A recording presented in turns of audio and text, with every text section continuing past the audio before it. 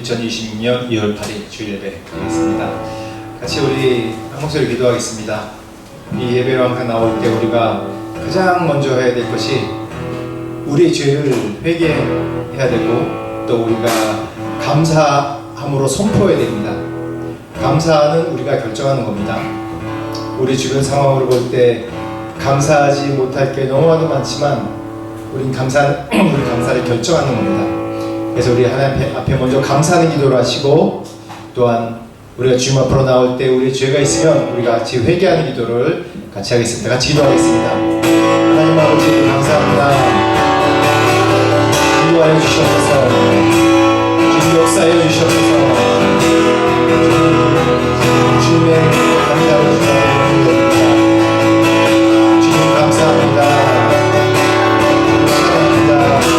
이 시간에 감사하는 수 있게 나오도록 주님 역사하여 주시옵소서. 역사하여 주시옵소서. 하나님 주께서 이 시간에 역사하시고 살아계시는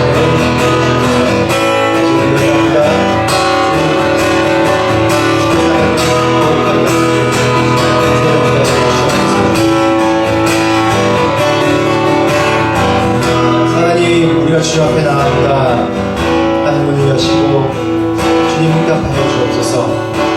주님의 살아계신 임재하심의 증거를 이 가운데 보여주시고 주님의 거룩하심을 나타내 보여주옵소서. 주님께만 모든 영광 돌립니다. 예수 그리스도 이름으로 기도합니다. 다같이 일어서 찬양합시다. 예수 나의 첫사랑 되시네. 첫사랑 지존자 되신 그리스도 예수 찬양하리. 보좌 앞에 나의 삶이 향기로운 제사로 주께 드려지기 원하네. 다시 한번 합시다. 예수 나의 첫사랑 첫사랑 지존자 되신 그리스도 예수 찬양하리.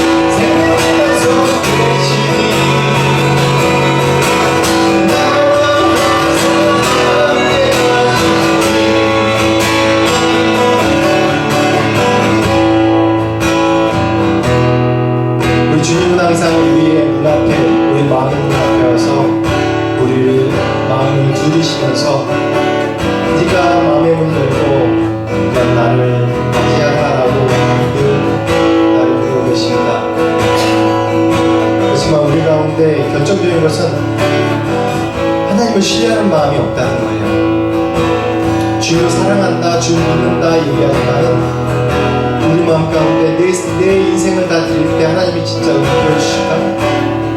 내 계획이 아닌 내 계획대로 되지 않는데 과연 하나님이 주님이 나의 길을 인도해 주실까? 그러한 늘 갈등 속에 우리 있습니다. 이 시간에 주님을 의지합시다. 우리는 실패하고 좌절하고 내가 주님을 의지하는 것 같지만 또 진짜 의지하지 않는 것 같지만 다시 한번 우리 입으로 고백합시다. 주님 나의 반석이십니다. 나의 생명이십니다. 내 인생을 주님께 다시 한번 맡깁니다. 내 미래를 주님께 맡깁니다. 주님 인도해 주시옵소서. 축복해 주시옵소서.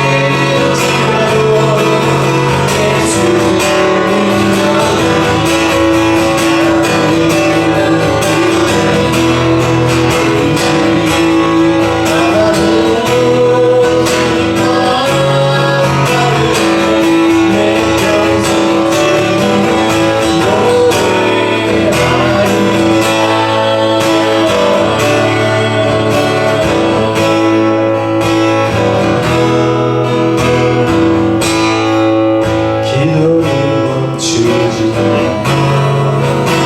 눈앞에 상관이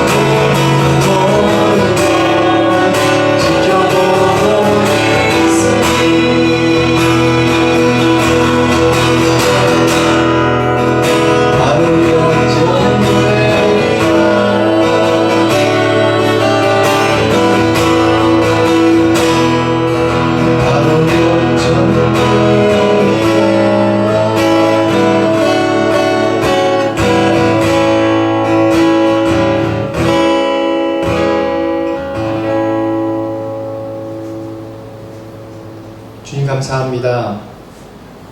다시 한번 이 시간에 이 찬양을 통해서 이 예배를 통해서 주님을 의지합니다.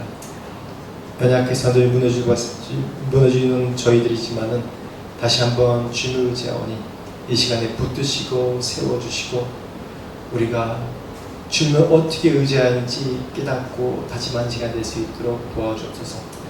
또 이 예배의 모든 것을 주님께 올려드립니다. 영광 받아 주시옵소서. 예수 이름으로 기도합니다. 아멘. 같이 묵도하시겠습니다. 복 있는 사람은 악인의 길을 쫓지 아니하며 죄인의 길을 서지 아니하며 오만한 자의 자리에 앉지 아니하고 오직 여호와의 율법을 즐거워하여 그 율법을 주야로 묵상하는 자로다. 저는 시냇가에 심은 나무가 시절을 쫓아 과실을 맺으며 그 잎사귀가 마르지 아니함 같으니 그 행사가 다 형통하리로다. 악인은 그렇지 않으며 오직 바람이 나는 겨와 같도다. 그러므로 악인이 심판을 견디지 못하며 죄인이 의인의 회중에 들지 못하리로다. 대저 의인의 길은 여호와께서 인정하시나 악인의 길은 망하리로다. 아멘. 다 같이 인내송 같이 하시겠습니다. 나는 하나님을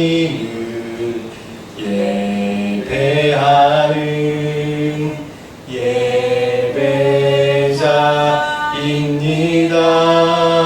예배자입니다. 내가 서 있는 곳 어디서나 하나님을 예배합니다. 내 영혼 거룩한 은혜를 향하여 내 마음 완전한 하나님 향하여 이곳에서 바로 이 시간 하나님을 예배합니다. 다 같이 신앙 고백 하시겠습니다. 사도신경으로 신앙 고백 하시겠습니다. 나는 전능하신 아버지 하나님 천지의 창조주를 믿습니다. 나는 그의 유일하신 아들 우리 주 예수 그리스도를 믿습니다.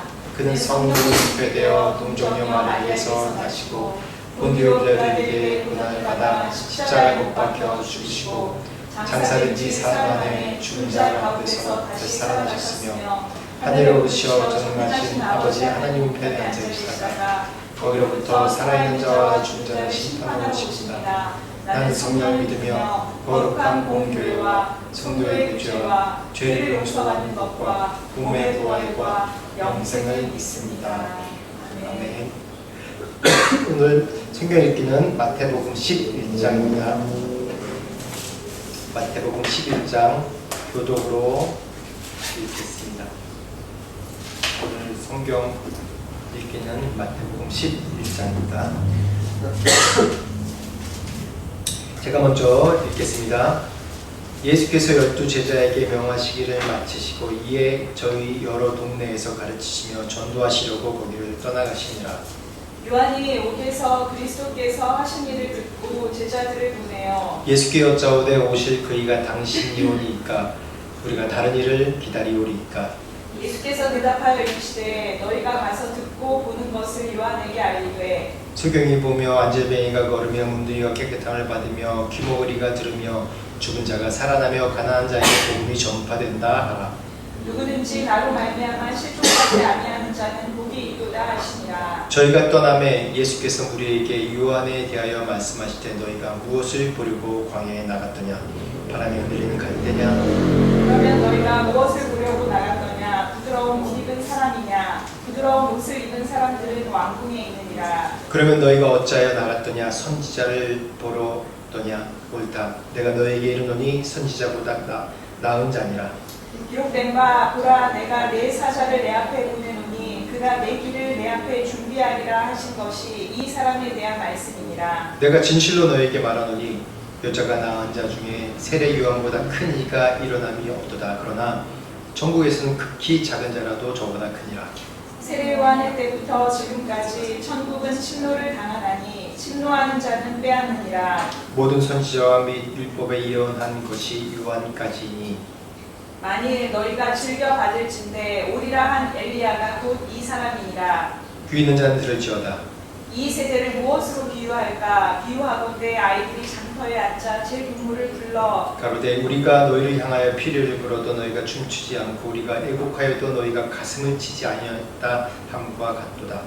요한이 와서 먹지도 않고 마시지도 아니하며 그들이 말하기를 귀신이 들렸다 하더니 인자는 와서 먹고 마시며 말하기를 보라 먹기를 탐하고 포도주를 즐기는 사람이요 세리와 죄인의 친구로다 하니 지혜는 그 행한 일로 인하여 옳다함을 얻느니라.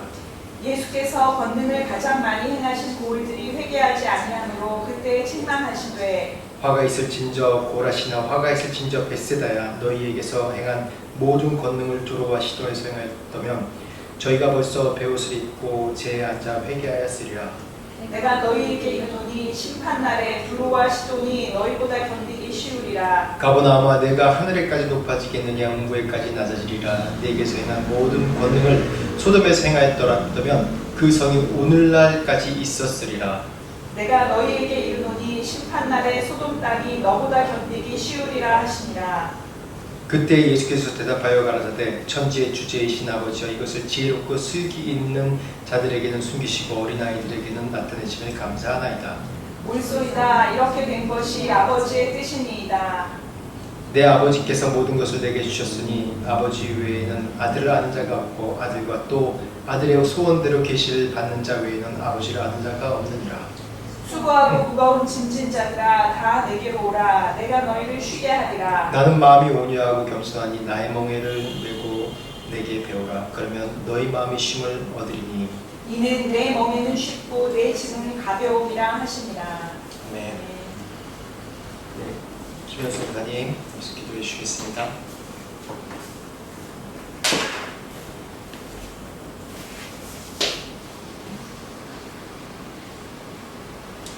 하나님 참 감사합니다. 우리가 주님 앞에 나와 예배하게 하심을 인하여서 감사합니다.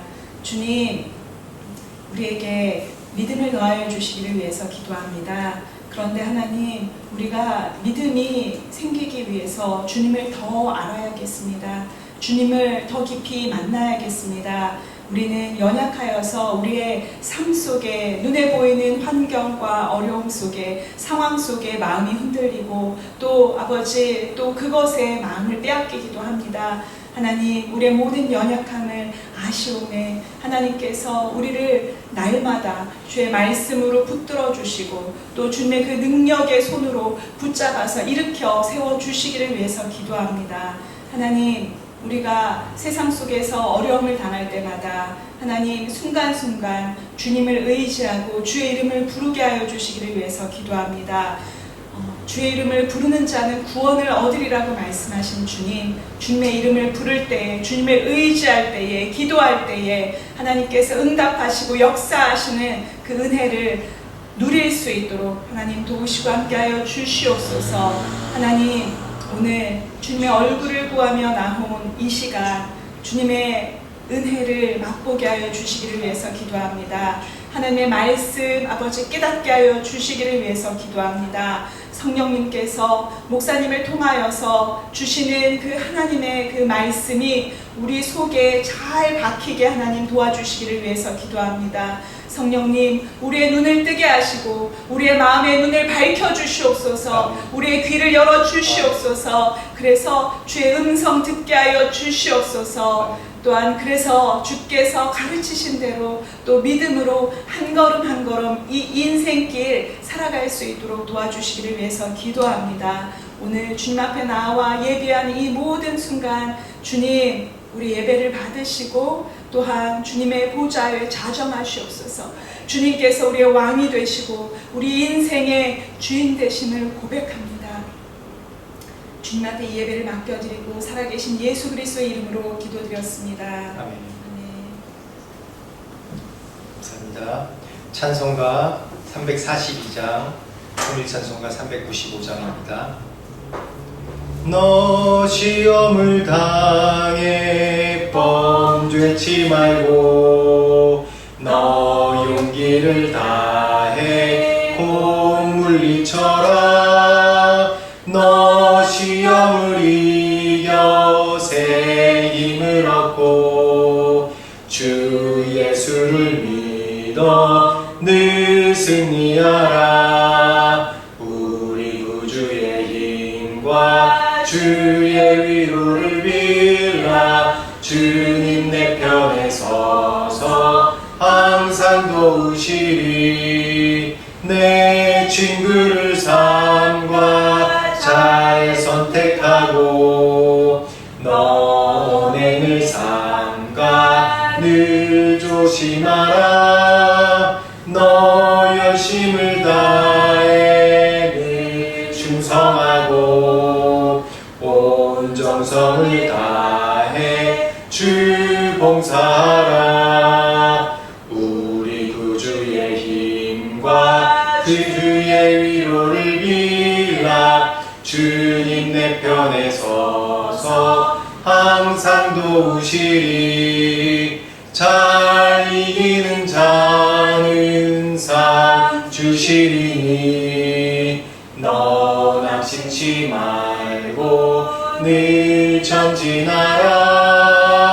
내 구세주 예수 힘 주시리니 주 예수를 믿어 늘 승리하라. 우리 구주의 힘과 주의 위로를 빌라. 주님 내 편에 서서 항상 도우시리. 아멘. 말씀 공독하겠습니다. 말씀 히브리서 11장 4절에서 7절까지 말씀입니다. 히브리서 11장 4절에서 7절까지 말씀. 짧으니까 같이 한 목소리로 읽도록 하겠습니다. 히브리서 11장 4절에서 7절까지의 말씀 같이 읽겠습니다. 시작.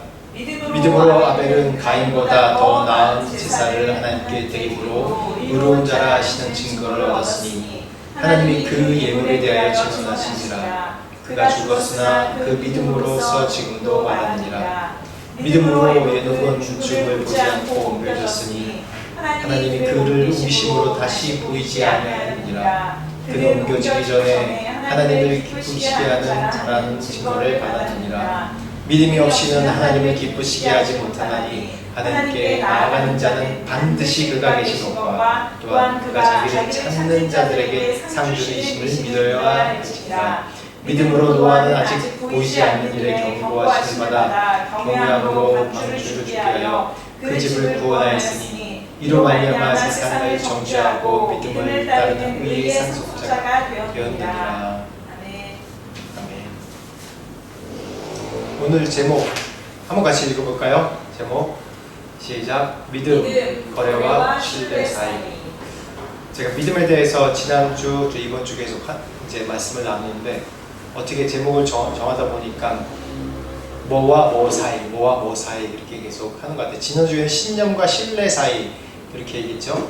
제목이. 이번 주에는 거래와 신뢰 사이입니다. 지난주에도 제가 도입 부분에 말씀드린 것처럼 참 우리는 다른 사람도 신뢰하지 못하고 또 내 자신도 신뢰하지 못하는 시대에 살고 있습니다. 참 다른 사람 신뢰하기 쉽지 않죠. 점점 인생을 살아가면 살아갈수록 사람들은 믿지 못하겠다라는 그런 얘기를 계속 하게 됩니다. 여기 계신 우리 이제 몇 분 성도님들과도 얘기해봐도 참 사람은 믿지 못하겠다라고 그렇게 얘기를 대부분 하고, 또 아직 파릇파릇한 우리 유민자매 같은 경우에는 이제 그래도 사람은 신뢰할 만하다라고 아마 생각할 겁니다.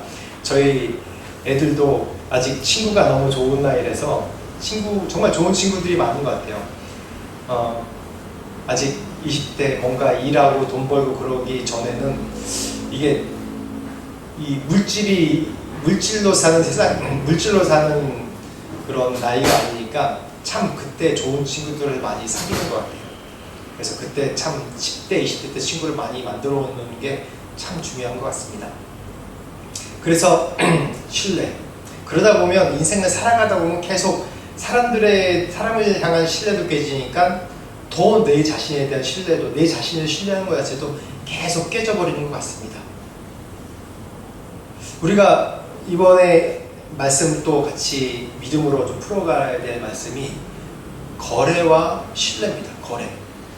이게 거래란 단어. 지난주엔 신념에 대해서 얘기했는데 이번 주에는 거래에 대한 얘기예요. 믿음의 가장 흔한 오해가 뭐냐면 이게 뭐예요? 자판기죠. 자동 판매기. 자판기입니다. 이 자판기가 이 현대 사회에서 지금은 뭐 그랩이나 아니면 여기는 그랩이나 뭐 한국은 뭐 배민이나 그런 걸로 막 이제 집 앞까지 배달해 주기도 하지만 그 전까지는 좀 간단한 물건이나 그런 걸 구입할 때 이 자판기가 굉장히 유용하게 쓰였던 것 같아요. 제가 일본은 가본 적은 없지만 일본에는 이런 자판기가 이 음료뿐만 아니라 굉장히 다양한 것들이 자판기로 판매한다고 하더라고요. 그래도 아직 그때 지금 아직도 이제 태국은 그랩이나 아니면 직접 가서 사야 되는 그런 문화가 아직도 더 좀 친근한 것 같습니다. 왜 자판기적 신앙이라고 얘기하냐면, 자판기에는 각 물건마다 가격이 달려 있습니다. 그래서 그 가격표에 따라서 동전이나 지금은 지폐죠. 지폐를 넣으면 그 요금에 상당한 여러 가지 종류 중에 상당한 것을 받을 수 있어요. 그래서 내가 뭐 40밭, 50밭, 뭐 100밭을 넣는다 그러면 거기에 상당한 뭐 음료수나 아니면 생활용품이나 그걸 누르면 자기가 받을 수 있는 게 바로 자판기입니다. 우리의 믿음도 이러한 자판기적 믿음이 있나 한번 살펴봐야 됩니다. 내가 이만한 믿음을 보였으니 하나님 앞에 내가 이만큼 금식하고 이만큼 헌금하고 이만큼 헌신해서 하나님을 섬기고 봉사하고 나왔으니 내가 이렇게 하니까 내가 일하는 것, 내가 공부하는 것, 내가 성공하는 것, 또 심지어 내 자녀들 위에까지 그만큼 돌아가겠지라고 하는 그런 자판기적인 믿음이 있지 않나라고 한번 좀 다시 한번 좀 이제 생각을 해봐야 됩니다. 믿음의 대상을 그냥 내 소원을 채워줄 그러는 대상, 서비스 제공자라는 것으로 생각할 수 있지 않은지. 또 한 가지는 믿음이라는 것이 진통제 역할을 하는 거로 또 취급하는 경우도 있습니다. 너무 삶이 힘들어요. 삶이 힘들고 변화가 힘들고 내가 이 변화에 따라가는 게 힘들고 늘 이 삶 가운데 원통함과 이 불만이 많고 억울한 일도 많고 그러니까 이 믿음에 대해서 뭔가 자기가 진통제로 역할하는 그냥 믿으면 될 거야 이렇게 얘기하는 것이 있지 않나 한번 생각해 봐야 됩니다. 믿음은 진통제가 아니라 삶의 방향을 바꿔주는 나침반이 되어야 됩니다. 내 피난처의 수단이고 내가 주문을 외우듯이 믿어 그래서 내 스스로 위로하는 그런 자아 위로하는 것이 아니라 믿음은 내 삶의 방향을 바꿔주는 나침반 역할을 해야 되는 것입니다. 또 믿음은 어떠한 신분증으로 생각하는 경우도 있어요. 각 종교마다 시대마다 이렇게 사용하는 게 많죠. 내가 또 믿음으로써 내가 인정받거나 교회에서 인정받고 혹시는 사회에서 내가 사장이 크리스찬이라고 해서 내가 열심히 하는 것이 내 신분이고 내 또한 뭔가 액세서리가 된다. 믿음이 내면의 변화가 아닌 타인에게 보여주기 위한 보여주기식의 그런 액세서리로 된다는 것은 이 믿음에 대한 굉장히 큰 오해입니다. 믿음이라고 이 정의를 먼저 이제 서론에서 먼저 얘기하면 믿음은 거룩하게 하나님 앞에 항복하는 거예요.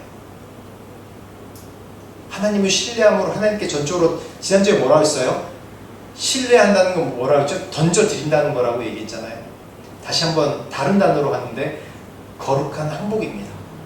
지난주에는 내 자신을 내 모든 걸 던져버린다고 얘기했죠.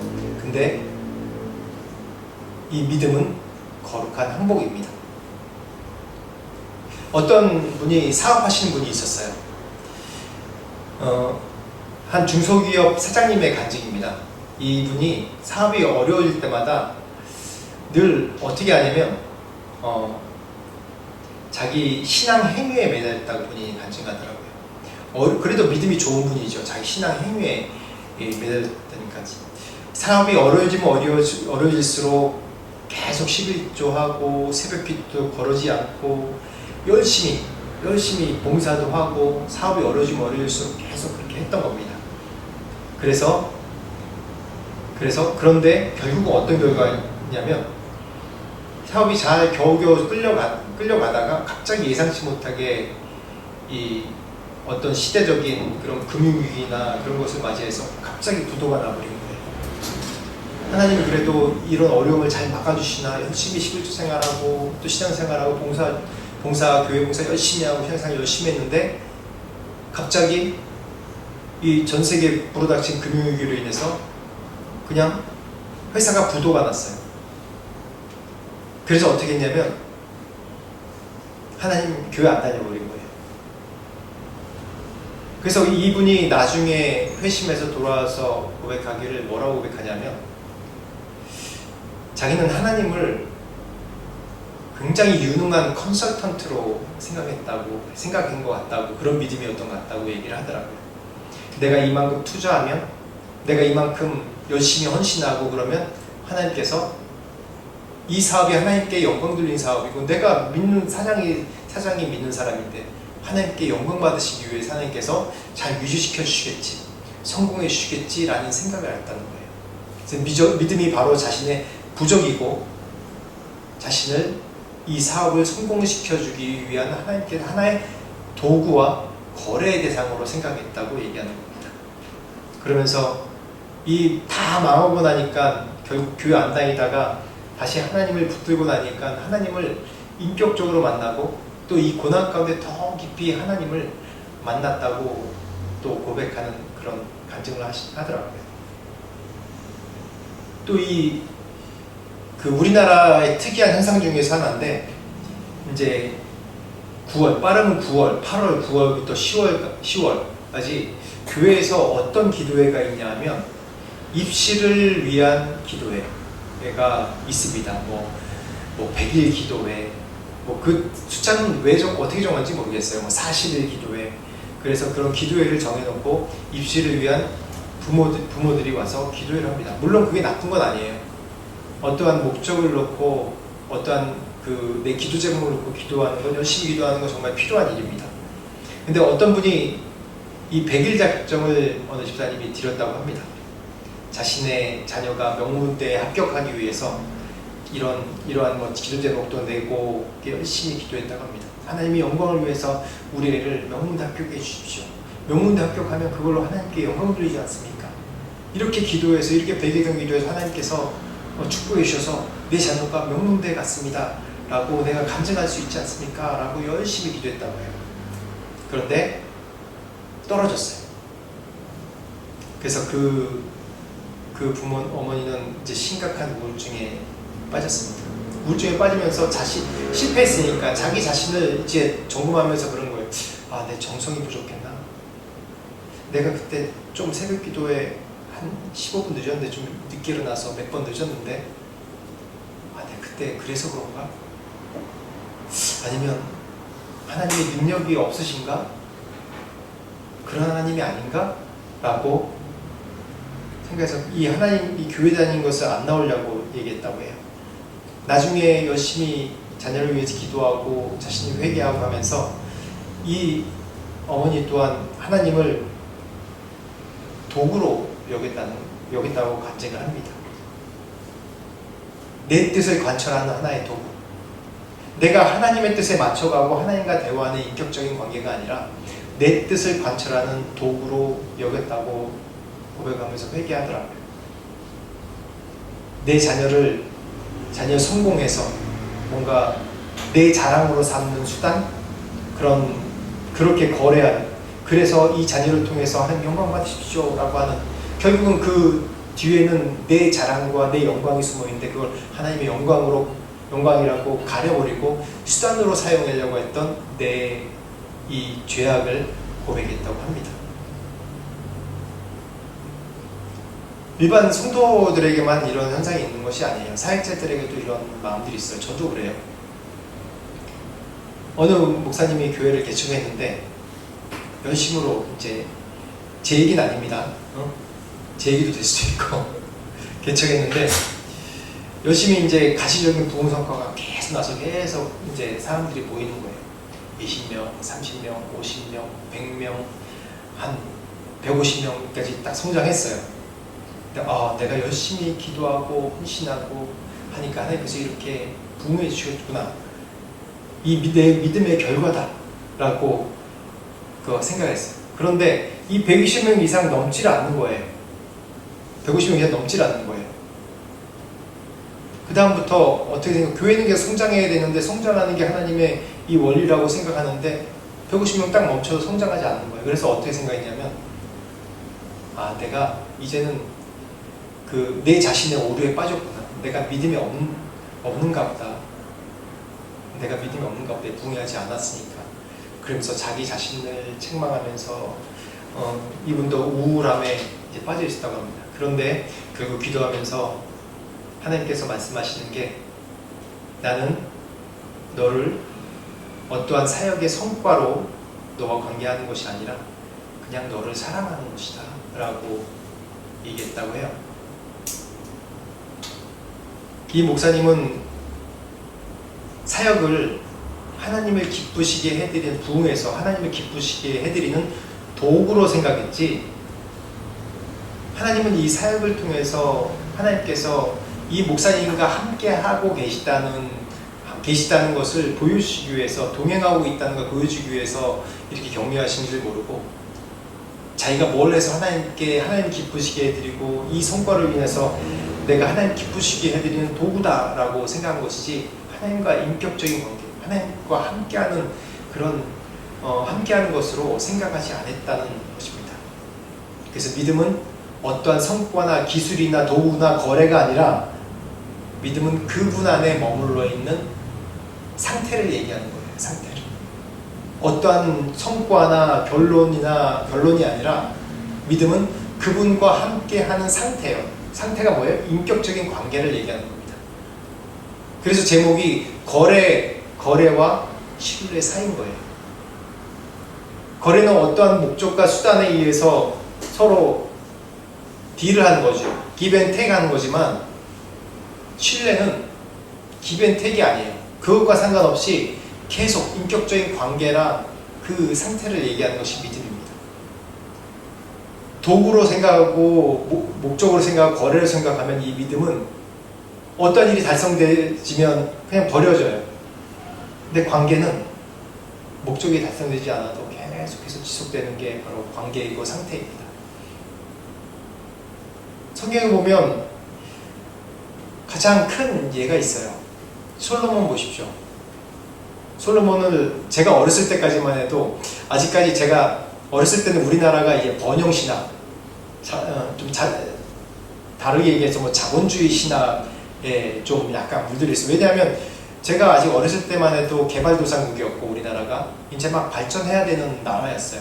그래서 어떻게 하면 믿음으로 열심히 해가지고 집을 사야 되고, 사골세에서, 옛날에 사골세라고 그랬거든요. 지금 월세라고 하는데, 사골세에서 사는 거면 정말 가난한 취급당했어요. 아, 사골세 살면 정말 가난하구나. 월세 살면. 지금은 월세는 선택이잖아요. 그렇죠?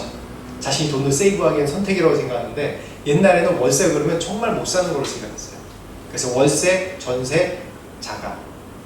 그래서 언제 이렇게 뛰어넘어 올라갈 수 있을까, 그렇게 생각했는데, 우리나라가 그런 어려운 상태에서 그런 상태였기 때문에 계속 그런 믿음에 도전을 했어요. 그래서 솔로몬 얘기하면 어떻게 생각하냐면, 아, 열심히 1,000번째의 제사를 드려서 1,000번째 하나님께 헌신을 해서 이렇게 큰 복을 받고 세상에서 제일 지혜로운 사람이고 제일 부자인 사람이 되었구나 라는 그런 걸로 도전을 했단 말이에요. 근데 성경을 보고 연구하고 성경을 알아가면 알아갈수록 솔로몬의 과보다 실이 훨씬 많은 거예요. 솔로몬은 1,000번째 제사를 드렸어요. 성과가 있었습니다. 자신의 목표가 있었어요. 물론 처음에 주님 앞으로 나왔을 때 그런 순수한 마음으로 나왔죠. 순수한 마음으로 하나님 앞에 드렸어요. 다른 어떤 물질도 구하지 않고, 하나님 지혜를 주십시오. 네 백성을, 하나님의 백성을 잘 다스리기 원합니다. 지혜를 주십시오 라고 얘기하지만, 그렇게 기도했지만 하나님께서 지혜도 주시고 물질도 주시고 어마어마하게 부하게 하셨어요. 그러다가 자신의 기본 마음을, 그 처음 하나님의 만났던 걸 잃어버리고 그 다음부터 믿음을 수단으로, 도구로 사용했던 것이 솔로몬입니다. 분명히 이 솔로몬이 왕이 될 때 하나님이 이방 여인을 드리지 말라고 그러고 외국과 거래하지 말라고 그러고 몇 가지 하나님께서 얘기하신 말씀이 있어요. 구약성경 계속 배울 때 나오는데 그거 한 가지도 지키지 않았어요. 이방 여인을 계속 이제 부인으로 맞이했어요. 왜 부인으로 맞이했냐면, 그때 당시에는 이 세상의 논리가 뭐냐면, 자기 혼자 나라서 이렇게 살아가는 게 없어요.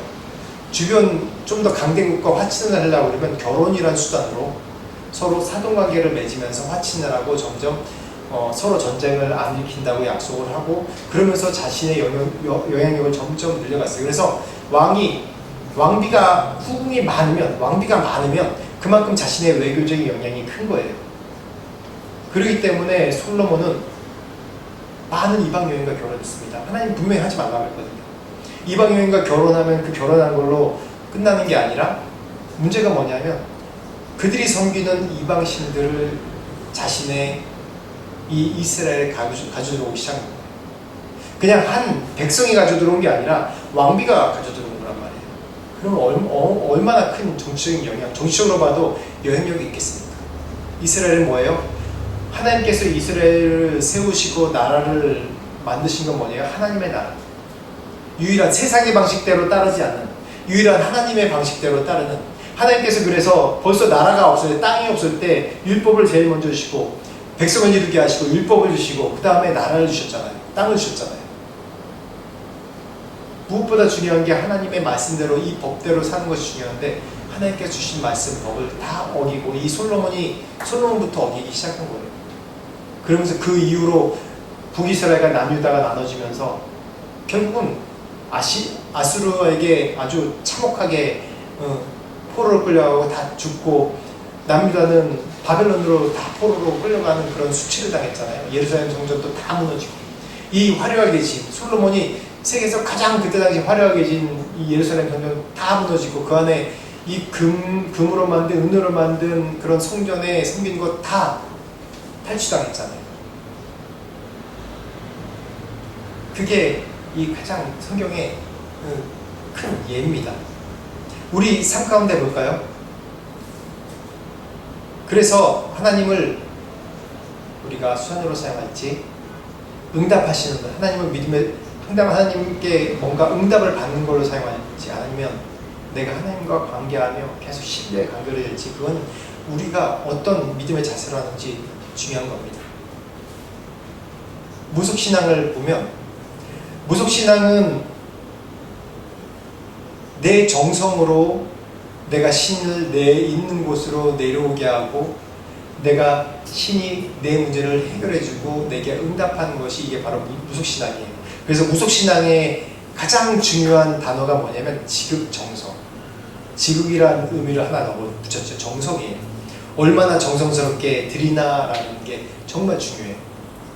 이게 무속신앙에만 있는 줄 아세요? 아니에요. 이게 지금 태국 불교 국가에 있는데 우리 불교에 영향받은 이 안에도 정말 이 정성이 굉장히 중요한 게 이 불교입니다. 여러분 남묘호란개교라고 아세요? 남묘호란개교라는 게 있어요. 남묘호란개교가 뭐냐면 이게 불교에서 나온 종파입니다. 일본에서 만든 종파인데 남묘라는 것이 뭐냐면 믿고 의지한다라는 뜻이에요. 호랭개교가 뭐냐면 그 불교의 법화경 이게 불교의 경전들이 몇 가지 있는데 이 법화경이에요. 그러니까 법화경의 가르침에 내 삶을 온전히 맡긴다라는 이 단어입니다. 남묘호랭개교. 여러분 남묘호랭개교 잘 모르시죠? 들어본 적 없죠? 지금은 한국에 지금 많이 없는데 이게 지금 일본에 굉장히 많고 지금 일본 공명당이 있거든요. 공명당의 이 백그라운드가 남묘호란개교예요. 공명당이라고 있어요. 자민당 말고 또 공명당이 있어요. 그런데 여기서 어떻게 하냐면 굉장히 저는 어렸을 때 봤어요. 실제로 이거를 남묘호란개교 이걸 계속 외우는 거예요. 정말 이들의 예배가 이거예요. 이들이 모여서 어떻게 하냐면 제가 어렸을 때 제 친구가 제 친한 친구거든요. 제 초등학교 때 제 친한 친구인데 갑자기 엄마가 좀 무서워요. 갑자기 놀다가 엄마한테 귀잡혀서 끌려갔어요. 끌려가가지고 친구가 그런 거예요. 우리 들어가면 뭘 다 외워야 된대. 계속 뭐 중간중간에 해야 된대. 그래서 진짜 그런가 그래서 또 끌려 들어가면서 한번 따라가서 이렇게 봤어요. 근데 갑자기 딱 앉더니 남녀호랭개교 계속 이러더라고요. 계속 이래요. 요걸 반복하는 거예요. 근데 실제로 이 교리가 그래. 이걸 계속 반복하고 그러면 우리가 복락을 누린다. 이 세상에서 복락을 누리고 어려움을 퇴치한다. 그렇게 알고 있어요. 그래서 진짜 남녀호랑개 계속 반복해요. 그래서 나는 이게 우리나라 남녀호랭개교로 안 되고 남녀호랑개교 이렇게 들렸어. 계속 이거 외우는 거예요. 이게 불교의 한 종파거든요. 신기하죠? 근데 불교도 그래요. 불교 그 승려들이 사람들 만나면 뭐라고 그래요? 이렇게 하면서 나무아미타불 관세음보살. 이것도 계속 외워야 되는 거예요. 이것도 나무아미타불이 뭐냐면 아미타 부처님께 귀의한다. 다시 한번 극락왕생한다 라는 뜻이고, 관세음보살 그러면 현세의 고통에서 벗어나 복을 얻기 위한다. 나무아미타불 가면 이거 계속 목탁 두들기면서 나무아미타불 관세음보살하고 또 계속 목탁 두들기면서 여기 또 보면 계속 우리가 알아듣지 못하는 언어로 계속 이게 이제 그 산스크리트어 그 다음 언어, 고대 언어의 빨리어라고 여기 이 언어가 있어요. 그 언어를 계속 외우는 거예요. 계속 자신들도 어떤 뜻인지 모르고 계속 그걸 하는 거예요. 대부분 승려들이 정말 이 산스크리트를 공부하지 않은 사람 잘 몰라요. 근데 그걸 계속 외우는 거예요. 그리고 그 모르면 나무아미타불 관세음보살 계속 여러분 옛날 드라마 보면 계속 외우는 거 보이잖아요. 그게 바로 계속 뭔가 몇 단어를 외움으로 인해서 자기가 복락을 누리고 자기가 고통에서 벗어날 수 있다고 생각하는 거예요. 이것만 있는 줄 아세요? 증산도도 그렇고 대순진리교도 그래요. 그리고 또 천도교도 그렇고 뭔가 거기에 이 주문처럼 외우는 거 있거든요. 이게 영화에서 보는 우리가 수리수리 마수리 아니면 외국에서는 뭐 아브라카타브라 막 이런 걸 외운다고 이렇게 하는 그런 마술 그런 게 아니란 말이에요. 이게 얘기하면 종교에서 이렇게 한다는 겁니다. 종교에서. 이게 뭔지 아세요? 다시 얘기하면 정성이 들어가 있다는 거예요. 정성. 이런 뭔가 외우는 이 주문을 외우는 정성으로 인해서 내가 신이 나에게 복을 허락한다고 생각하는 거예요. 이 뿌리가 보면 우리가 창세기 3장 19절에 보면 이제 아담과 하와가 이 에덴 동산에서 범죄하고 하나님이 이제 벌하실 때 뭐라 하냐면 그 사람을 저주하지 못하고 제가 지난주에 얘기했죠. 그 땅을 저주했다고 그래서 땅을 저주했다고 얘기하면서 3장 19절에 내가 흙으로 돌아갈 때까지 얼굴에 땀을 흘려야 먹을 것을 먹으리니 라고 얘기합니다. 이게 벌이에요. 우리 인간은 노동을 해야지 이 땅에서 살아남을 수 있고 먹을 수 있어요. 노동은 다시 얘기해서 뭐예요? 정성이란 말이에요. 우리 죄로 인해서 우리 몸에 배인 거예요. 그래서 내가 신을 섬길 때도 내 노력과 내 열심, 내 이 지극정성이 들어가야지 뭔가 하나님과 거래할 수 있다고 생각하는 거예요. 여러분 그런 게 없습니까? 그런 게 없어요? 제가 처음에 이 세 가지 예를 들어드렸죠. 저도 그런 게 있더라고요. 이거 오늘 새벽에 일어나서 갑자기 일찍 딱 일어나서 해서 기도하면서 오늘 말씀 전할 걸 다시 묵상하면서 기도하는데 내 안에 그런 게 있는 거예요. 하나님, 내가 이렇게 열심히 하는데 하나님 부흥시켜 주셔야죠. 근데 열심히 하는데 한 2년 하면 한 50명 모일 줄 알았는데 그게 아닌 거야. 하나님, 제가 인도에서 고생 안 했습니까? 내가 목숨 바쳐서 정말 죽을 지경까지 갈 정도로 했는데 하나님, 그러니까 내가 거래하고 있는 거야. 내가 지극정성을 이렇게 하나님께 드렸는데 하나님 이렇게 해주셔야죠 라고 내가 거래하는 거예요. 그래서 제가 아침에 이렇게 있으니까 우리 집사람이 들어와서 나를 이렇게 자는 줄 알고 이렇게 손을 이렇게 하고 있으니까 만지더라고요. 기도하고 있는 거야. 그래서 딱 손 떼고 이제 이 믿음에 대해서 제가 이 말씀을 전하지만 이게 어떻게 보면 나를 향한 내 자신을 향한 설교예요. 그러니까 내 자신도 내가 정성으로 하나님께 다가가려고 했구나. 하나님이 정성이 아닌 내가 너와 함께 하겠다는 이 관계의 믿음을 나에게 원하시는 건데, 많은 이 신앙의 간증을 들어보면 이 고난 가운데 하나님의 은혜와 하나님의 그런 신뢰를 더 많이 받는다고 얘기해요. 그 시즌이 어떻게 보면 굉장히 허니문이라고 다들 고백합니다. 이 서론이 굉장히 길었는데 이 세 분의 이 노아 홍수 이전에 세 분 아벨, 에녹, 노아 이 세 분, 이 세 성경의 이 믿음의 오늘 4절부터 7절까지 나온 이 분들의 한번 정말 성경에서 뭐라고 얘기했나라는 것을 한번 보려고 해요. 아벨 한번 봅시다. 아벨이 지난주에 잠깐 얘기했듯이 가인은 어떻게 보면 거래해야 하는 그런 예배였어요. 근데 아벨은 하나님을 신뢰하는 예배였어요. 하나님이 분명히 이 하나님께 나올 제사에 대해서 얘기를 그 전에 주셨어요. 뭐냐면 아담과 하와가 죄를 범한 다음에 이제 하나님께서 에덴에서 쫓겨날 때 그 짐승의 가죽으로 이 옷을 입혀주셨어요. 짐승의 가죽으로 옷을 입혔다라고 얘기하면 구속사적인 관점에서 이거는 피해 제사를 하나님께 드린다. 그러니까 그 인간의 죄를 대신해서 이 짐승을 죽임으로 말미암아 이 속죄가 일어난다. 앞으로 장차 예수 그리스도의 죽음에 대해서 예표하시기 위해서 가죽 옷을 입혀 주셨어요. 그래서 하나님께 나올 때 어떤 방법으로 나오냐면 이 피해 제사를 드려야 되는 거예요. 이 구속자적인 관점. 이건 좀 더 제가 나중에 기회 되면 이게 왜 그런지 설명해 드릴게요. 근데 쉽게 얘기해서 하나님께 예배하러 나올 때 나의 정성이 아니라 나의 방법이 아니라 하나님 방법으로 나와야 되는 거예요. 나의 방법은 뭔지 아세요? 나의 방법은 내가 땀을 흘리고 노력하고 수고한 거예요. 어떻게 보면 가인이 이 제사를 너무 잘 드렸어요. 우리가 보기에. 제가 보기엔 가인 제사를 너무 잘 드렸고요. 자기의 소출을 다 가져다가 그 중에서 가장 좋은 것으로 하나님께 제사를 드렸습니다. 근데 아벨은 어린 양 한 마리를 드려서 예배 드렸어요.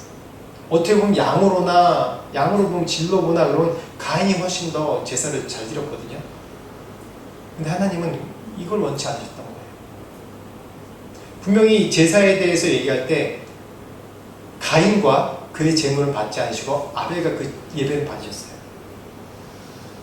즉 우리의 방법, 하나님께 나올 때 은혜로 나와야 되는 거지, 하나님께 나올 때 내 방법과 내 정성과 하나님과 거래하면서 나오는 게 아니에요. 그러니까 거래한 증거가 뭐냐면 가인이 이 예배 후에 아벨의 제사는 받으시고 가인의 제사는 받지 않으셨다 얘기했을 때 어땠어요? 가인이 얼굴이 붉어지고 민망하잖아요. 열받은 거예요. 성경에 분명히 나와요. 얼굴이 붉어지고 열받아가지고 어떻게 해요? 아벨을 몰래 뒤에서 쳐 죽였어요. 이게 뭐라고 예배가? 그냥 상식적으로 생각하면 자기 동생 아니에요. 그러면 아씨 짜증나네. 하나님 예배 안 해. 야 너 왜 어떻게 해서 예배 안 해줬냐? 이렇게 물어볼 거 아니에요. 그럼 하나님한테 하나님 따지면 되지. 하나님 내가 뭘 잘못했나? 나 이렇게 열심히 예배 드렸는데 뭐가 잘못됐어요? 이렇게 물어보면 되죠. 근데 얼굴을 붉어지고 우락부락 하면서 뒤에 가서 아벨을 죽이면 자기 예배를 받을 줄 알고. 원인은 자신에게 있는 것이냐 내 동생에게 있다고 생각하는 거예요. 얘가 나보다 내가 모를 그런 지극성성이 더 있었나 보다. 이 거래는 이렇게 되는 거예요. 거래는 하나님과 거래하면 이렇게 되는 거예요. 누가 더 지극성성 드렸나 보다, 누가 더 뭘 했나 보다, 누가 더 잘못했나 보다. 우리 모든 인류가 다 하나님께 나갈 때는 우리의 노력은 아무리 필요 없어요. 어떻게 나가요? 은혜로 나갑니다. 죄인이고 부족하지만 하나님께서 나를 그저 받아주시기 때문에 은혜로 주님 앞에 나가는 거예요. 늘 우리가 생각할 때 나는 은혜가 없어, 나는 작어, 약해. 왜 그렇게 얘기한 줄 아세요? 저도 그래요. 이게 저한테 하는 얘기예요. 내게 성과가 없으니까. 내가 좀 돈이라도 있고 뭔가 헌금이라도 많이 내면 내가 당당하게 교회 나와서 주님 감사합니다 주여 이럴 텐데 사회적 위치도 없어. 돈도 없어. 내가 이룬 성과도 없어. 그러니까 늘 내가 작은 것 같은 거로 느껴지는 거예요. 내가 은혜로 나오는 게 아니라. 그렇기 때문에 제가 처음에 간증 3분 얘기했잖아요. 그렇기 때문에 교회 하나님과 관계를 끊어버리려고 하잖아요. 자신의 목적과 수단이 되지 않으면, 자기가 바라는 것이 되지 않으면 이게 다 그냥 관계를 끊어버리는 거예요. 하나님은 우리의 고난 가운데도 우리와 함께하기 원하시지, 네가 뭘 이뤘기 때문에 내가 널 더 사랑한다, 네가 뭘 못했기 때문에 내가 너를 버린다, 이런 게 아니란 말이에요.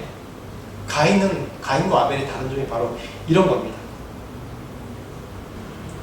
하나님은 재물보다 우리와 이 재물을 통해서 우리와 눈맞춤하기 원하시고, 네가 나에게 나온 것이 너의 누룩이 아니라 은혜로 나온 것을 가르쳐 주기 원하시는 거예요. 그 다음에 에녹 보십시다. 에녹은 우리가 성경에서 잘 아는 어떤 복을 받았죠? 에녹 여러분 아시죠? 에녹은 성경의 인물 중에, 구약의 인물 중에 딱 두 사람이 죽음을 맛보지 않고 하늘로 올라갔습니다. 에녹과 엘리야, 이 두 사람입니다. 죽었다는 게 없어요. 그냥 하늘로 들려 올라갔다고 했어요. 이 노아의 홍수 이전의 기록이기 때문에 에녹에 대해서 뭐 많은 기록은 없습니다. 그런데 에녹은 어떻게 얘기하냐면 성경에 간단하게 나와요. 300년 동안 하나님과 동행하다가 하나님께서 데려갔다고 얘기했어요. 히브리서에도 지금 오늘 보는 말씀 가운데 나오지 않습니까? 근데 어떠한 말씀으로 우리가 알 수 있냐면, 구약에는 제가 지난주에도 얘기했지만, 구약에는 그 자녀들의 이름을 뭘로 졌냐에 따라서 나의 신앙 상태, 내 그때 상태에 대해서 얘기한다고 했어요. 그래서 이름이 굉장히 중요하다고 했어요. 에녹의 아들의 이름이 65세 아들을 낳았는데, 아들의 이름이 뭐냐면 우리가 아주 잘 아는 그 무두셀라입니다. 무두셀라. 969세까지 살았던 무두셀라예요. 성경에서 가장 오래 산 사람입니다. 무두셀라. 그 무두셀라의 뜻이 뭐냐면, 무두는 죽다, 셀라는 보내다. 즉 무두셀라가 죽을 때 이 세상에 심판을 보내겠다는 내용이에요. 이 얘기는 뭐냐면, 에녹은 하나님께로부터 이 음성을 들었던 겁니다. 그래서 300년 동안 하나님과 어떻게 동행했냐면, 아들의 이름을 부를 때마다 어떤 생각이 들겠어요? 하나님께 세상이 망하는 건, 아니 세상이 망하면 하나님께서 오시는구나, 하나님께서 이 땅을 심판하시구나. 그러면서 늘 영적인 긴장감을 놓지 않았어요. 하나님과 동행했다는 건, 그때 당시에는 노아 홍수 전 당시에는 이 세상이 어마어마하게 타락한 세대였어요. 지금보다 훨씬 더 타락한 세대였어요. 사람이 사람을 죽이는 것을 두려워하지 않고, 뭐 사람이 아니라 하나님의 자녀를 나눠주면서 오히려 사람을 죽이는 것이 자기 자랑으로 여기고, 자기만 위하고 자기 자랑으로 여기고, 이 세상이 너무 혼탁하고, 이 세상이 하나님께서 만드신 세상인데도 불구하고 너무너무 타락하고, 하나님의 형상끼리도 죽이는 것을 당연시 여기고, 그것을 자기 자랑으로 여기는 그런 시대였습니다. 성경에 계속 나와요. 구약 성경방 나중에 한번 들어오십시오. 자세히 배울 겁니다. 그런 이 시대에서 300년 동안 하나님과 동행한다? 쉽지 않으신 겁니다. 300년 동안 하나님과 동행하려면 자기 일상생활에서 구별돼야 돼요. 이 세상 사람들과 같이 살면 안 되는 거예요. 세상의 가치관에 물들지 않고, 이 생활이 단조롭고 일상생활이 세상 사람들은 많이 눌렸을 거예요. 자기 거룩을 지키는 거예요. 계속해서. 이것이 뭐냐면 하나님께 들은 음성, 무두셀라. 이 아이가 이름이 곧 하나님께서 이 세상을 심판하신다. 이 세상을 심판하니까 너는 이 세상의 사람들과 같이 살지 말라라는 그런 말씀의 명령을 지키는 사람, 자기 자신을 계속해서 이 세상과 구별했던 거예요. 에녹이 그렇다고 뭐 산에 들어가서 기도해 살았습니까? 아닙니다. 이 세상에 살면서 애 낳고 살면서 이 세상 사람들과 똑같이 살면서 이 세상과 구별된 삶을 살았다는 거예요. 그 이유는 뭐냐면, 오늘 11장 나온 것처럼 상주신이심을 바라봤다는 겁니다. 에녹에 대해서 얘기할 때 상주신이심을 바라봤다는 거예요. 그러니까 얼마나 이 일상생활을 살면서 세상과 구분돼 사는 게 얼마나 쉽지 않겠어요. 근데 이런 모든 것을 견뎌낸 건 300년 동안 이들과 같은 삶을 살지 않았다는 겁니다. 계속해서 하나님과 이 뭔가 성과가 아닌 인격적인 동행으로 계속 살았다는 거예요. 쉽지 않죠. 그래서 이 에녹을 보면 하나님과 발맞추는 사는 방법 중에 정말 좋은 것이 뭐냐면, 정해진 시간에 기도하고 정해진 시간에 말씀을 봐야 되는 거예요. 말씀과 기도 외에는 내가 이 세상과 구분되게 살 수 없어요. 이 세상의 가치관은 제가 계속 얘기했듯이 성과 중심이고, 어떤 목적 중심이고, 거래하는 수단과 방법, 수단과 목적으로 계속 삼는 거예요. 이것을 구분하려면 이 말씀 외에는 말씀 읽는 것이 아무것도 아닌 것 같죠, 여러분. 말씀만 한 달 읽어봤잖아요, 저희가. 읽으면서도 여러분 읽을 때마다 좀씩 깨닫는 게 있지 않아요? 또 재밌어지고, 처음에 읽을 때 너무 힘든데 계속 읽으면 읽을수록 재밌어지기도 하고, 또 정말 이렇구나, 또 내 삶 가운데 와서 부딪히는 부분이 있단 말이에요. 세상에 이런 책이 어디 있습니까? 일단 세상 자기계발서나 그런 건 내가 어떤 계획을 하고 어떤 노력을 하고 살아야 되는구나 라고 얘기하는데, 말씀은 계속해서 우리에게 은혜를 얘기하고, 너 자신이 하나님과 동행하는 것이, 나와의 인격의 만남이 더 중요하다라고 계속 말씀하지 않습니까? 그렇기 때문에 우리를 새롭게 계속 하는 거예요. 그러면서 내가 기도할 수 있는 거고, 또 방법 중에 하나가 이 말씀 보거나 기도할 때는 이 디지털이랑 차단해 버리세요. 지금 이 핸드폰이나 디지털이 굉장히 좋은 수단인데, 이것 때문에 내가 하나님 앞에 못 나온 경우가 너무 많아요. 기도하다가 뚜리 걸리면 뭐지?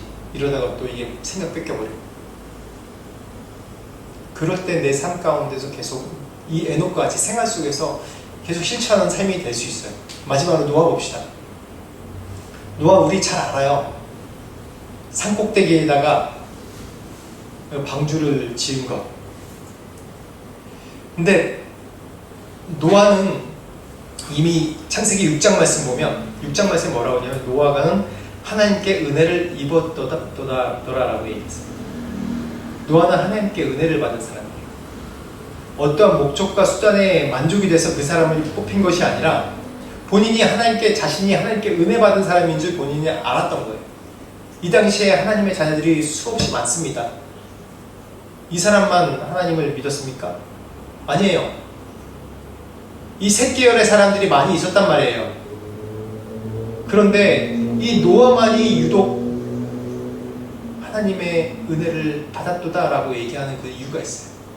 세상과 이 사람도 구분돼 살았습니다. 하나님의 살아계신 것을 믿고, 하나님께서 또한 상 주신 이심을 여전히 이 지금 11장에 계속 나온 것처럼 하나님의 바라는 자에게 그 믿음의 상을 주시는 이심을 믿었다고 얘기했어요. 그래서 어떻게 삽니까? 노아의 삶을 보면 계속해서 이 산 위에다가 이 집을 짓고 있어요. 집에 방주를 짓고 있어요.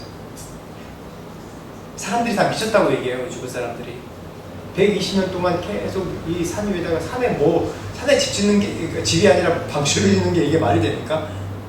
집을 지으면 몰라도, 산장을 지으면 몰라도, 집 지면 거기서 수렵 생활을 하다가 그 생활하겠지 이렇게 생각하는데, 산꼭대기에다가 배를 짓는다는 건 상식적으로 있을 수 없어요. 그리고 이때 당시에는 노아 홍수 전이기 때문에 굉장히 좋은 날씨예요. 과학적으로도 얘기하지 않습니까? 비도 없고 습도도 좋고 너무 평온한 날씨와 평온한 때예요. 홍수도 일어나지 않은 때란 말이에요. 그런데 왜 산 위에다 배를 만들지? 이거 전혀 납득할 수 없는 상황이란 말이에요. 근데 이것이 노아의 소명이었습니다. 매일마다 망치질하고 땀을 흘리고 소명의 책임감이에요. 제가 이거 보면서 내가 지금 여기에 나를 이 방콕 비전 교회 이곳에 맡기신 것이 내 소명이구나. 내가 어떤 성과나 그런 것이 아니라 계속해서 예배를 지키고 말씀을 가르치고 이 세상 기준 가운데 살지 않고 말씀의 기준 가운데 살으라고 계속해서 선포하고 하는 것이 내 소명이구나 라는 이 생각을 했어요. 우리의 소명, 저희 소명은 어떻게 보면 굉장히 심플합니다. 매일 새벽 예배 드리죠. 그리고 또 주일날 설교하죠. 예배 지키죠. 또 성경 공부하는 우리가 지금 시스템이 있으니까 그걸 계속해서 성경 공부 가르치죠. 또 한국에서 누가 와서 특별히 이제 성경에 대해서 또 저랑 연관된 우리 교회에서 추구하는 성경 공부나 성경 하는 그 프로그램 있으면 계속해서 초청하고 같이 이렇게 이걸 통해서 뭔가 영적인 자극을 주고 이 세상과 구별되어 살고 이 세상의 가치대로 살지 않는 것이 얼마나 중요한 것이 가르치는 것이 어떻게 보면 굉장히 단순해요. 근데 여러분들의 일상생활이잖아요. 쉽지 않단 말이에요. 에녹이 일상생활하면서도 이 세상과 분리돼서 구별돼서 살았어요. 300년 동안. 그러면서 어떻게 보면 에녹도 노아와 같이 계속 집에서 자신의 아들에게 무드셀라와 자기 자손들에게 예배를 드리고 주님을 섬기는 방법과 세상에 구별되게 사는 방법을 계속해서 가르쳤단 말이에요. 자손에게. 그렇기 때문에 실제로 무드셀라가 죽었을 때 죽는 그 해 홍수가 일어나잖아요.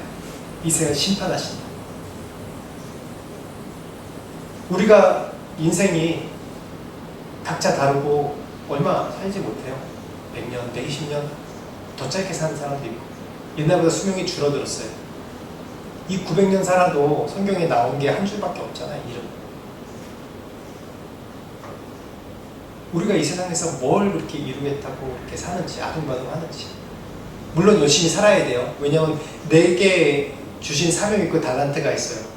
그거를 이 세상에서 남겨야 돼요. 계속.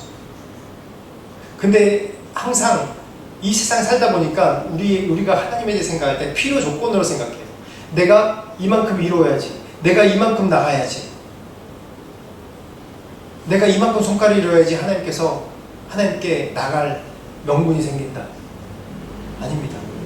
하나님은 나의 그런 상한 마음 세상은 계속 성과를 요구하고 뭔가 목적을 요구하고 결과를 요구하는데 내가 그렇게 항상 인생이 성공하지 못하잖아요. 그럴 때도 있지만 그런 찢긴 마음을 가지고 주님 앞에 나와서 하나님 은혜를 주십시오. 내가 세상에서 실패했습니다. 어렵습니다. 이 길이 내 길이 맞습니까? 하나님 도와주세요. 세상에는 세상이고 내가 하나님 앞에 나와서 나의 찢긴 마음을 주께 드려야 돼요. 그럴 때 다시 한번 나를 위로해 주시고 이 세상에 사는 목적 지금은 어둡고 억울하고 내가 돌파가 필요한 때지만은 어느 인생이나 고난이 다 있습니다. 이 고난이 어떻게 바뀐 줄 아세요? 고난이 천국으로 바뀌고 고난이 다시 해석되는 거예요. 인생은 시련과 고난 연속입니다. 계속해서. 그 고난이 내가 지금 이 시간이 더 하나님께 매달리는 시간이구나. 내가 더 풍성하고 돈도 많이 벌고 위치에 있다면 내 이 시간이 사람들한테 베풀고 나눠주고 풍성하게 하는 시간이구나. 그렇게 여기시면 돼요. 이 돌파의 패턴인데 고난이 이렇게 시작되다가 이 고난 가운데 하나님을 더 깊이 만납니다. 그러면서 점점 내 안에 어떤 마음이 생겨 고난이 더하면 더하고 시련이 더하면 더할수록 내 믿음 더 떨어져야 되는데 그게 아니라 점점 하나님의 신뢰하는 마음이 높아지고 이제 정말 천국 소망으로 살아가는 거예요. 초대교회 성도들이 그랬어요. 현실 생활은 늘 고난이고 이제 목숨의 경각간에 달려있는 시대지만 순교한 분들도 많고 내 순교하는 그 가운데서도 그 순교하는 그 당시가 내 인생의 최고라고 여길 정도로 그렇게 하나님과 깊은 교제 가운데 들어가기 때문에 순교의 지역 가운데 또 하나님을 찬양할 수 있었던 거예요. 이 믿음에 대해서 또 그 다음에 제가 얘기할 겁니다. 단순한 믿음의 용기가 그냥 생긴 게 아니에요. 그냥 개죽물을 죽은 거 아니에요.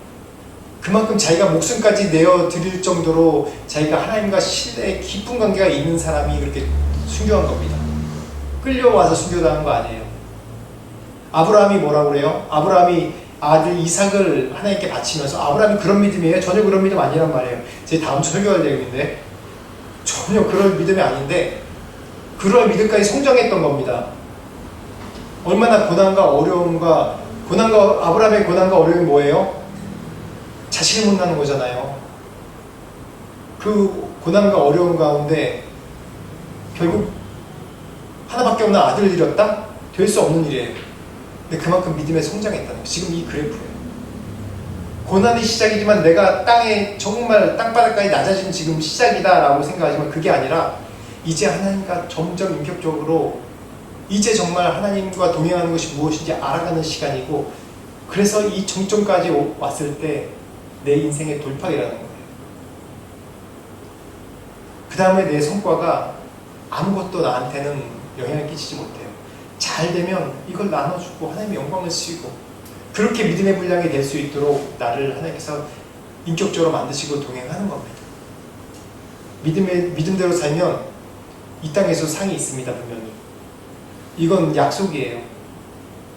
제가 계속 부정적인 얘기하는데 여러분 11조 열심히 하시면 하나님께서 이 땅에서 재물이 끊어지지 않게 해주신다고 그랬어요. 내 부모를 잘 섬기면 네가 장수하겠다고 약속하셨어요. 하나님의 약속은 영적인 약속만 있는 것이 아니에요. 분명히 말씀해서 내 영혼이 잘된 같이 내가 범사에 잘 되겠다고 축복받겠다고 분명히 얘기하세요. 아브라함에게 믿음의 종 아브라함에게 축복하실 때도 영적인 축복만 얘기하지 않으셨어요. 이 세상에서 네 자손이 바다의 모래같이 하늘의 별과같이 많아지겠다고 실제로 약속하셨어요. 실제로 아브라함이 있을 때 그것을 보지 못했지만 아브라함은 아들 이삭을 낳았고 그 이삭을 통해서 소망을 받고 하나님의 그런 성취하심을 본 거예요. 그렇기 때문에 끝까지 믿음을 지킬 수 있었죠. 여러분 우리 사는 이 세상에 살기 때문에 우리의 믿음의 증거 없이는 못 삽니다. 이 세상에 결과물 없이는 못 삽니다. 성과가 없이는 못 살아요. 그것이 내 증거가 된단 말이에요. 믿음의 증거. 정말 믿음의 경지에 높은 분들은 그런 증거도 없이 살 수 있다고 얘기하겠죠. 근데 그분들도 다 하나님께서 그 정도 믿음의 수준까지 높여질 때까지 계속해서 증거를 보여주시고 이끌어주시고 축복해 주시고 고난 가운데 다시 빠져나온 증거도 보여주시고 물질도 주시고 계속 그런 증거를 보이셨단 말이에요. 우리에게도 이 세상에서 믿음을 선택해 사는 삶 결국은 축복입니다. 이 세상의 가치관대로 살면 결국은 멸망이에요. 내가 내 삶 끝에 성공했다고 해도 내 삶 가운데 후회만 남아요. 많은 사람들이 그래요. 죽기 전에 후회하는 것 몇 가지 리스트 나오지 않아요? 그렇게 살려면 왜 돈 벌고 왜 그렇게 살았어? 살 필요가 없지. 근데 우리 믿음의 삶은 그렇게 안 살아도 내가 인생에 정말 후회 없이 하나님께 영광 돌리며 살았다. 이제 이 믿음을 내 자손에게 물려주며 살았다라고 고백할 수 있습니다. 여러분 약간 좀 어려울 수 있지만 계속해서 제가 다음 주에도 믿음에 대해서 얘기할 겁니다. 왜 믿음에 대해서 얘기하면 이게 가장 우리 신앙생활의 기초이기 때문에 그래요. 기초이기 때문에. 여러분 우리 믿음의 돌파가 필요합니다. 다들 영적인 돌파가 필요해요. 그러기 위해서는 여러분 지금 이 고난과 시련의 시기에 더 믿음을 붙잡고 하나님이 초대하신 이 연단의 장소에서 믿음으로 하나님께 나아가고 하나님과 교제하는 시간이 돼야 돼요. 그래야지 하나님을 알아야 되는 거예요. 그래서 우리의 표가 지금 올해 표가 여호와를 알자, 힘써 여호와를 알자 아닙니까? 하나님을 모르면은 내 지금 삶이 해석이 안 돼요. 말씀을 읽지 않으면은 내가 어디서 그걸 알겠어요? 지금은 옛날에 비해서 이 지식의 홍수가 너무나도 많기 때문에 정보가 너무 많기 때문에 내가 말씀의 기준이 내 안에 서지지 않으면 어느 누구도 내 철학적 말씀에 내 세계관의 기준이 서있지 않으면 어느 누구도 이 세상의 모든 정보에 휩쓸려서 이리 흘려가고 저리 흘려갑니다. 아무리 똑똑한 사람도 어쩔 수 없어요. 아무리 모태신앙이라도 말씀의 기준이 자기한테 서있지 않으면은 말씀으로 이 세상을 해석하는 기준이 서있지 않으면은 전혀 쓸데없는 정보에 계속 휘말려가는 거예요. 목사들, 선교사들도 계속 말씀을 읽어야 되는 게 내가 자칫 잘못하면 이 말씀의 기준이 없어 이게 잘못 흔들어버리면 내 인성을 다른 식으로 해석해버리는 거예요. 이 세상의 풍조대로 세관으로 해석해버리는 거예요. 그럴 때 말씀을 배우고 말씀을 읽고 하는 게 정말 중요해요. 그래서 저희 교회는 계속해서 말씀을 강조할 겁니다.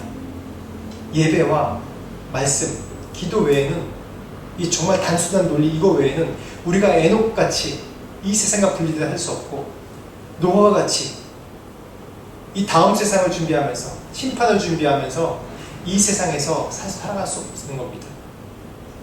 에녹의 시대, 노아의 시대 얼마나 즐길 게 많았겠어요. 지금처럼 이 자연재해나 그런 것도 없는 시대이고 모든 게 다 풍성한 시대인데 얼마나 즐길 게 많아요. 지금보다 더 안전하고 좋은 시대란 말이에요. 생각해보세요. 얼마나 안전하고 좋은 시대예요. 그런데 죄송합니다. 세상 얘기로 그딴 식으로 살았다? 미친 사람이었어요. 그 사람들이 미친 사람들이에요. 둘 다 그 세상 입장에서 보면. 여러분, 말씀에 미쳐야 됩니다. 그래야지 이 정보 많은 이 정보 용수 속에 말씀을 더 읽고 말씀 가운데 매달려야지 정보 용수 속에 내가 분별하는 지혜가 생깁니다. 여러분, 그래야지 우리가 참된 믿음으로 나가요. 옛날에는 이 말씀 용수 전에는 그냥 믿어 해도 감정적으로 믿고 막 열심히 믿어 눈물 흘리면 그냥 목사님이 말씀하는 대로 그냥 따르면 됐어요. 근데 지금은 아니에요. 지금은 제 말씀도 어쩌면 힘이 없어요. 저도 확신을 못해요. 왜냐하면 워낙 정보가 많기 때문에, 워낙 다른 말씀도 많기 때문에 그런 것들 다 접하면 이게 맞나 저게 맞나, 말씀을 자유주의로 해석하는 분들도 많고, 뒤지다 보면 말씀 이거 딱 보면 2단 말씀이 제일 먼저 블로그 제일 먼저 올라와 있어요. 신천지 말씀이 제일 먼저 떠 있어요. 구원파 말씀이 제일 먼저 떠 있어요. 2단 말씀들이. 그렇기 때문에 내가 말씀을 이제는 스스로 말씀을 읽고 말씀 가운데 거해야 되는 시대입니다. 지금 이전 시대에 한 번도 없었던 이런 큰 정보의 홍수 가운데 있기 때문에, 그래서 내 믿음을 지키려면 지금은 말씀이 내 기준으로 서 있어야 돼요. 그래서 단순하지만 내가 말씀으로 살아가는 패턴을 찾아야 돼요. 내 신앙을 유지하는 패턴을 찾아야 돼요. 에녹처럼, 노아처럼. 같이 기도합시다. 하나님 앞에 같이 기도합시다. 하나님, 제가 말씀으로 살기 원합니다. 말씀 가운데 살기 원합니다. 이 세상의 풍조에 밀리지 않고 하나님 말씀 가운데 살기 원합니다. 하나님, 그래서 말씀으로 인한 기준을 주시고 믿음을 주시옵소서. 같이 한 목소리로 기도하겠습니다. 하나님 아버지, 이 세상을 살면서 정말 많은 기준들이 이 세상의 풍조에 밀려서, 이 세상의 가치관에 밀려서 내가 참 말씀대로 사는 기준이 무엇인지 모를 때가 너무나도 많습니다. 하나님 도와주시옵소서. 하나님 도와주시옵소서. 이 세상의 풍조 가운데 밀리지 않게 하시고 하나님 말씀의 기준으로 살 수 있는 참 믿음을 소유하시도록 하여 주옵소서. 어떤 이 세상이 얘기하는 거래와 성과가 아닌 참 하나님께서 우리와 함께 하시고자 하는 그런 믿음으로 살게 하여 주옵소서. 하나님 감사합니다. 오늘 말씀을 통해서 믿음에 대해서 다시 한번 말씀 나눴습니다. 하나님, 우리를 성과나 수준으로 보지 아니하시고 우리와 동행하시고 함께 하시고자 원하시는 그런 하나님인 줄 우리가 아는데, 계속해서 이 세상의 가치관에 밀려 세상의 가치관에 휩쓸려서 점점 하나님을 멀리 떠나고 자꾸 나를 괴롭히는 것이 성과와 목적과 도구와 거래로 믿음을 해석하는 저의 어리석음이 있습니다. 하나님 용서하여 주옵소서. 우리가 다시 한번 말씀으로 우리가 깨어지게 하시고 말씀의 기준이 우리 삶 가운데 있게 도와주시옵소서. 감사합니다. 예수 그리스도 이름으로 기도합니다. 찬송가 50장 76장 읽겠습니다. 내게 있는 모든 것을 아낌없이 드리네. 사랑하고 의지하여 주만 따라 살리라. 주께 드리네. 주께 드리네. 사랑하는 그 주 앞에 모두 드리네. 내게 있는 모든 것을 겸손하게 드리네. 세상 욕심 멀리하니 나를 받아주소서. 주께 드리네. 주께 드리네.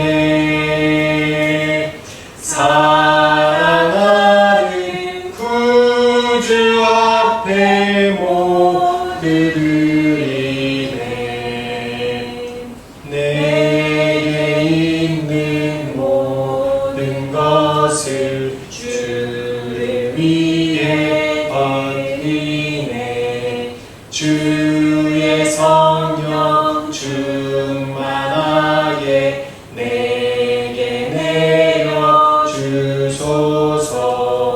주께 드리네, 주께 드리네.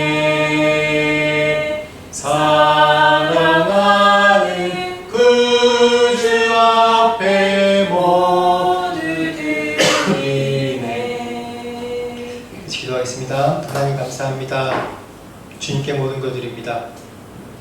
이 예물 단순한 그런 작은 예물이 아니라 우리의 몸과 마음의 정성을 다해서 나의 가진 것 모든 것 주님의 것이고 나에게 주신 모든 축복 주님의 것이라는 마음으로 주님 앞에 드립니다. 이 예물 받으시고 축복하시고 이 세상에 살면서 재물의 부족함으로 하나님 어려움 당치 않도록 도와주시옵소서. 하나님 감사합니다. 예수 그리스도 이름으로 기도합니다. 아멘. 교회 소식 드리겠습니다. 안고 오늘 비전교회 방문하신 모든 분들 환영합니다. 오늘 특별히 박유민 자매님 지금 한 3개월 만에 다시 오는 거죠? 네, 감사합니다. 이 주보를 만들어준 우리 자매입니다. 환영하겠습니다. 네, 한 일주일 여정으로 왔는데 같이 교제하시고 축복합니다. 응해주셔서 감사합니다. 성경 통독을 위한 365일 독방 계속 열려 있습니다. 계속해서 이제 성경을 오디오로 공유하고 있으니까 읽으면 1년에 1독 최소한합니다. 그리고 저희가 한 달 완성 사복음서를 다 완성했습니다. 혹시 여러분 중간 빠지신 거 있으면 빠지신 거 채워서 읽으세요. 사복음서 정말 중요합니다. 그래서 사복음서 다 마치신 분들을 또 저희가 선물도 제가 드리고 아주 저는 드림으로써 나눔으로써 기쁜 시간이었고 여러분들은 받음으로써 재밌는 이모티콘으로 가족적인 분위기였습니다. 감사합니다. 그래서 이렇게 사복음서를 한 달 통독을 한 게 저희가 이번 주 수요일부터 금요일까지 어성경 신약 집중 세미나가 있습니다. 보통 이게 한 12주를 매주마다 한 번씩 만나서 해야 되는 그런 프로그램인데 이렇게 신약 집중 세미나가 거의 찾아보기 힘들어요. 또 특히 선교주에서는. 그래서 한국에서 이제 전문 강사분들이 오셔서 신약 집중 세미나를 했는데 좀 여러분들을 초청했는데 누구보다도 저희 좀 성도들이 다 왔으면 좋겠습니다. 이게 언제 또 올지 모르는 기회이기 때문에 이 3일 동안 이렇게 배운다는 게 참 이런 기회가 쉽지 않거든요. 그래서 좀 다 오셨으면 좋겠습니다. 시간이 9시부터 4시까지 4시 반까지입니다. 각 과마다 이제 배우는 시간이 정해져 있기 때문에 아무튼 같이 기도해 주시기 바랍니다. 또 예배 후에 식사 교제가 있습니다. 같이 식사 교제 나누시기 바랍니다. 요즘 이제 지난주에도 우리 오윤주 자매님이 또 아파서 못 나오셨는데 요즘 감기가 좀 많이 좀 유행인 것 같아요. 좀 건강 조심하시고 특히 목 감기가 많이 걸리니까 갑자기 추워지다가 이제 더워지는 시기거든요. 희한하게 한국에서는 이제 환절기 갑자기 추워지거나 그럴 때 많이 걸리는데 이 더운 나라는요 이게 몇 도 차이가 안 나는데 시원하지 않은데 더운 데서 더 더워지거나 또 더운 데서 덜 더워지면 덥긴 마찬가지냐 한국에서 이게 환절기더라고요. 이게 몸의 체온에 따라서 된 거니까 또 교회 뒤에 저기 그 생강차가 비치되어 있으니까 생강차 한 잔 드시고 그렇게 하십시오. 네, 송영 3장 부르시고 주기도문 하시고 축도를 마치겠습니다. 송영 5절입니다.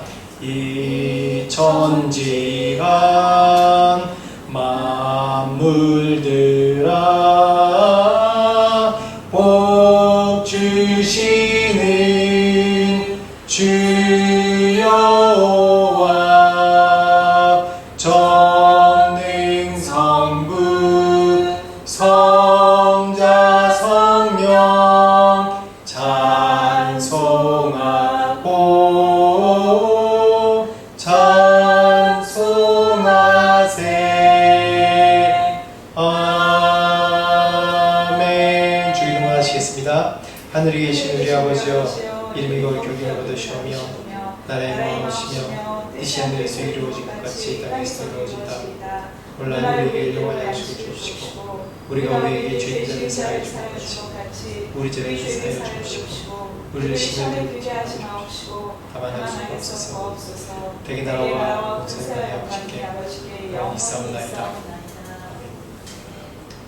지금 우리 주 예수 그리스도의 은혜와 하나님 아버지의 무한하신 사랑과 성령님의 감화 감동 역사하심이 믿음으로 말씀으로 주의 뜻대로 살기 원하는 모든 우리 성도들과 가족과 모든 백성들에게 이 땅에 지금부터 영원토록 함께 하시기를 간절히 축원하옵나이다.